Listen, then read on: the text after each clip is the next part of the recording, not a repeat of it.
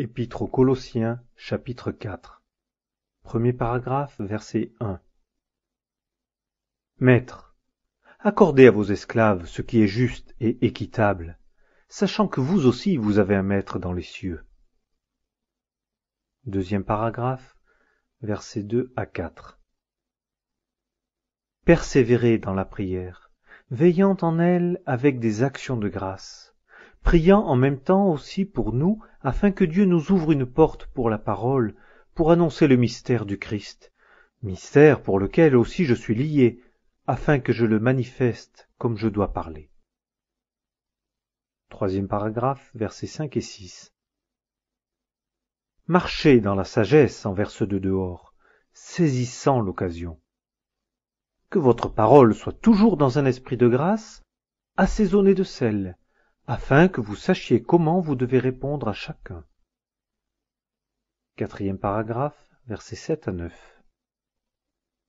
Tychique, le bien-aimé frère et fidèle serviteur et compagnon de service dans le Seigneur, vous fera savoir tout ce qui me concerne. Je l'ai envoyé vers vous tout exprès, afin qu'il connaisse l'état de vos affaires et qu'il console vos cœurs, avec Onésime, le fidèle et bien-aimé frère qui est des vôtres. Ils vous informeront de toutes les choses d'ici. Cinquième paragraphe, versets 10 à 17. Aristarque, mon compagnon de captivité, vous salue. Et Marc, le neveu de Barnabas, touchant lequel vous avez reçu des ordres. S'il vient vers vous, recevez-le. Et Jésus, appelé Juste, qui sont de la circoncision. Ceux-ci sont les seuls compagnons d'œuvre pour le royaume de Dieu qui aussi m'ont été en consolation. Épaphras, qui est des vôtres, esclave du Christ Jésus, vous salue, combattant toujours pour vous par des prières, afin que vous demeuriez parfaits et bien assurés dans toute la volonté de Dieu. Car je lui rends témoignage qu'il est dans un grand travail de cœur pour vous, et pour ceux qui sont à Laodicée, et pour ceux qui sont à Hiérapolis.